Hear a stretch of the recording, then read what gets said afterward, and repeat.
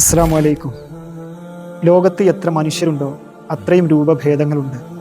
ഒരു മരത്തിൽ എത്ര ഇലകളുണ്ടോ അത്രയും വ്യത്യസ്ത ഇലകളുമുണ്ട്. വ്യത്യസ്തത തന്നെയാണ് പ്രകൃതിയുടെ അടിസ്ഥാന സ്വഭാവം. ഇന്ന് നമ്മുടെ രാജ്യം ബഹുസ്വരത, സമാധാനം, നീതി എന്നിവയെക്കുറിച്ച് ശക്തമായി ചർച്ച ചെയ്യപ്പെടുന്ന കാലഘട്ടത്തിലൂടെയാണ് കടന്നുപോകും. ലോകത്ത് ബഹുസ്വര സമൂഹം എന്ന നിലയിൽ ഭാഷ, സംസ്കാരം, പാരമ്പര്യം, ഭക്ഷണരീതി എന്നിവയെല്ലാം കൊണ്ടും വൈവിധ്യമാർന്ന രാജ്യമാണ് ഇന്ത്യ.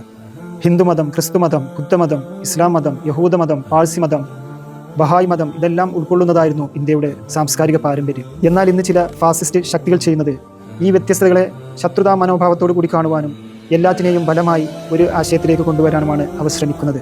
അതിൻ്റെ ഭാഗമായി 5000 വർഷമായി നിലനിന്നിരുന്ന ഭാരത സംസ്കാരം എന്ന ഏകമാന സങ്കല്പം സൃഷ്ടിച്ച് ഒറ്റ വഴിയിൽ വികസിച്ച ഒരു സംസ്കാരമാണ് ഇന്ത്യയുടേത് എന്ന് വരുത്തി തീർക്കുന്ന അടിമുടി കൃത്രിമമായ നുണക്കഥയാണ് അവർ പ്രചരിപ്പിക്കുന്നത്.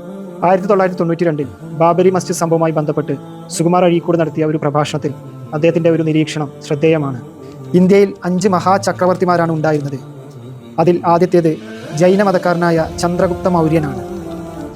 തുടർന്ന് 2 ബുദ്ധമതക്കാരായ അശോകനും ഹർഷവർദ്ധനും, പിന്നീട് ഹിന്ദു ഗുപ്തവംശത്തിലെ വിക്രമാദിത്യനും മുസ്ലിം ചക്രവർത്തിയായ അക്ബറും.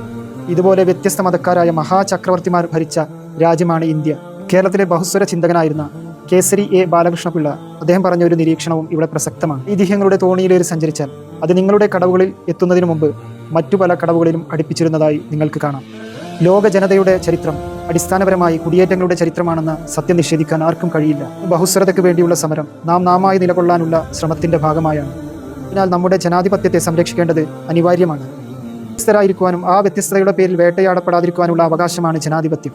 നമ്മുടെ ചുരുങ്ങിയ ഇടങ്ങൾക്കപ്പുറം മനുഷ്യ ജീവിതങ്ങളെ അറിയുകയും സംസ്കാരങ്ങളെ തൊട്ടറിയുകയും ചരിത്രബോധമുള്ളവരാകുകയും ചെയ്യുക എന്നത് അത്യന്തം പ്രാധാന്യമുള്ള കാര്യമാണ്. ബഹുസ്വരതയും സമാധാനവും നീതിയും പുലരുന്ന ഒരു നാളെ ഉണ്ടാവട്ടെ എന്ന് പ്രത്യാശിക്കുന്നു.